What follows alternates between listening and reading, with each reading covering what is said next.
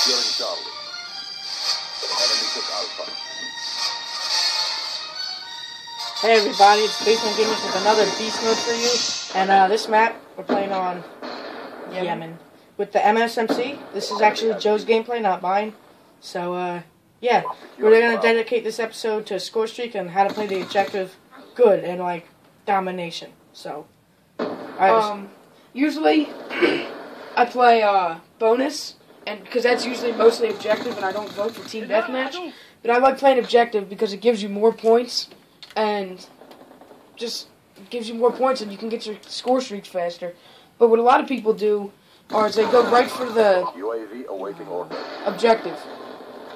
They go right for the objective instead of like being cautious. Like you see me, like I'm camping a little bit, like not the major camping, but I'm just chilling near B because I know it's a hot spot. In any domination game, it's a hot spot.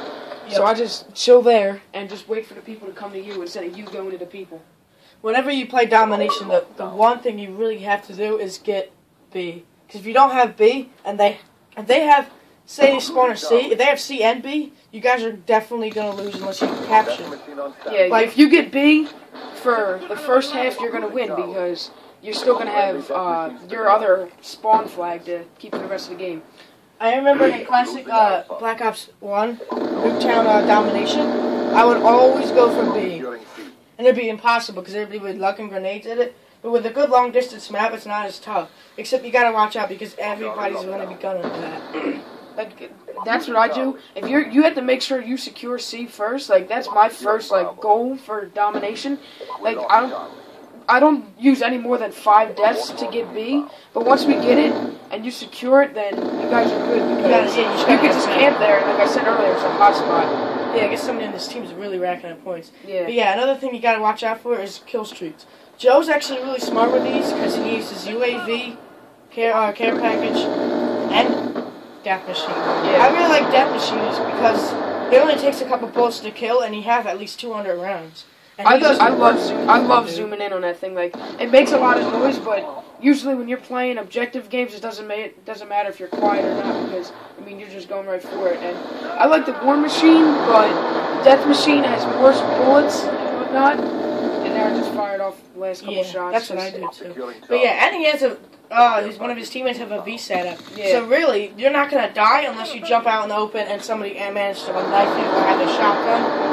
So, and as you can tell, no matter what good kill streaks you have and whatever you have set, if you don't have B, I don't care who's on your team, you're not winning. See, we're losing now. That guy had a Warthog? No. Yeah, he had a Warthog. Yeah, he had a Warthog, and he had a VSAT, and I had Death Machine, now I have an escort drone. Yeah, escort drones are really good, though. Because they follow you, like, it saves me a few times here. If you're taking, see, that's perfect in domination. Say you're going for B, everybody's going to be gunning for B, so it's just going to fly over B and take out anybody that tries to stop you. Yeah. That's why I love escort drones. And I don't usually have it set because, at this time we didn't have it unlocked yet, but I do, as you guys can see in our other videos, I do a lot of spawn camping and I just rush their spawn.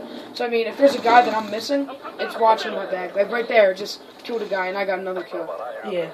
It's, alright, so, is the first round almost over? Yeah. You guys are only losing it by, like, a couple, 20 points? 30 points almost. Yeah. But, like I said, I have escort drone, he has VSAT, doesn't matter. They're playing the objective good, so that means... They can still win, it doesn't matter.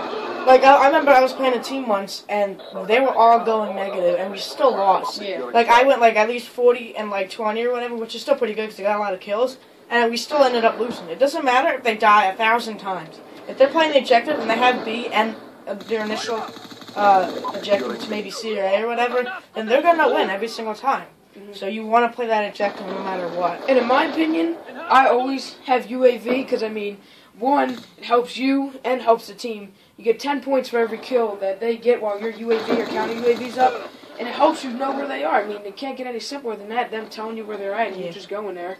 Not a lot of people use Ghost either. I happen to unlock Ghost, like, after my 3rd prestige. I'm like, I really need this thing. Yeah. So, but now I use one of our prestige tokens on it. Yeah, I always rock Ghost, Lightweight, Scavenger, and, like, Extreme Conditioning, and that's just, like, my main classes.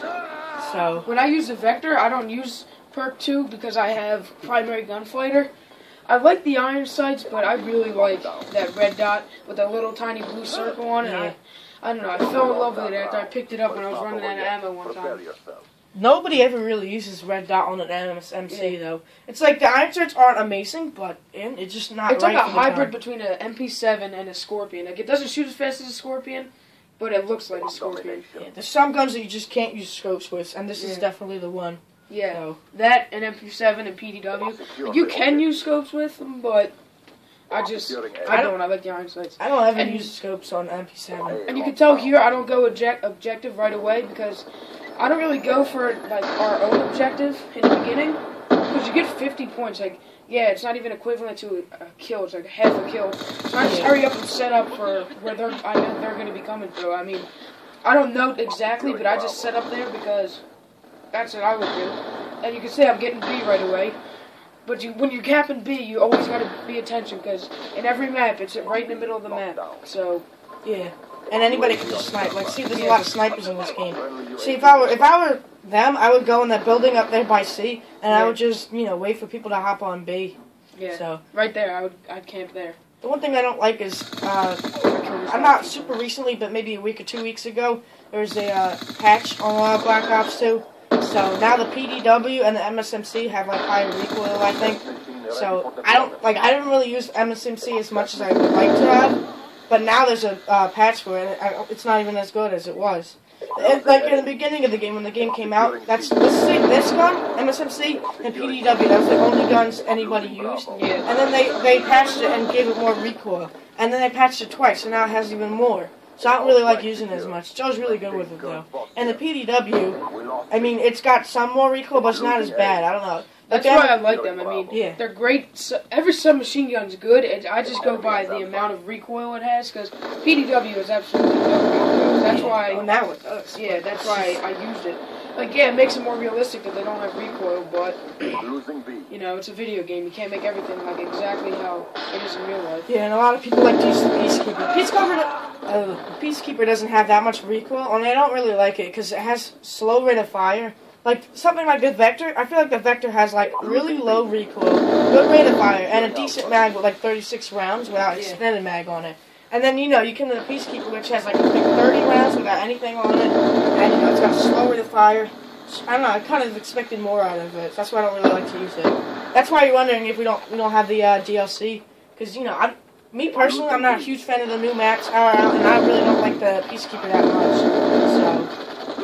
Yeah, we haven't gotten any of the new camos yet. As you can tell, I don't use my care package right away. I think that's some people's flaws. Yeah. Like, they get a care package and they get so excited, and they're just like, oh my god, I got a care package. For me, I always have to, either I die first or I just get to a spawn where I know the enemy's not going to be there. The worst thing that bugs me is when other people get my care package. Like, it's one thing if my teammates get it, but if it's like a VSAT and the enemy get it, it just bothers me so much. Or even your teammate. Like, if it's a UAV, counter UAV, I'll just let people have it. Like, Hunter-Killer, I still care a little bit because that's a free kill, basically, because it always kills.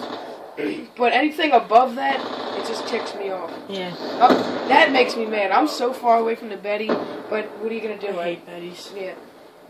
The one thing you gotta do to avoid them is you just gotta, go prone immediately. Yeah. Only for me, I don't know, as soon as my instincts to do that is just to run and dolphin dive. Yeah. So I still end up getting clipped by those, but...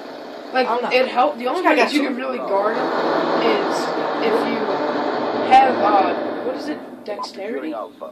Yeah, dexterity. Engineer. Not engineer. Why did I say dexterity? But engineer, because then you know where they're at, so then you can just go prone right away. Well, yeah, I don't really use those much. I think that's the third perk, am I right? Yeah. And then I use extreme conditioning a lot, because I feel like I'll be running and it just run out immediately. I have to be able to run faster, so... Yeah. But he's doing a little bit of spawn raping right now. He's just sitting there. They're all back there. But yeah, whoever's on the team is doing really good because they got 2 Warthogs and I think a second VSAT. And as you can tell, we were down by 30 on the first day. Yeah. And now we're winning because we captured B. I told you, if you get B for the whole first half, it's going to be really damn hard to win. And we're just pulling it out of our ass because our guy had a really good push. And he placed that guardian really strategically nice because... Then, now you know if they're going to go on B, and now you could try to kill them, because most likely they're going to run another way. But yeah, now you have a plan, so if they try to go on B, it slows them down or it kills them.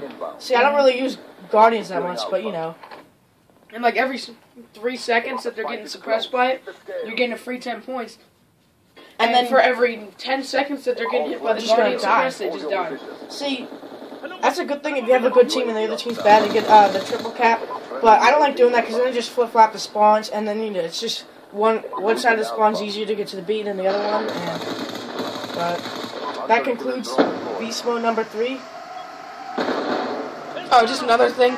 Best secondary in the game, Executioner. We'll be talking about it next. Losing ground. We're out.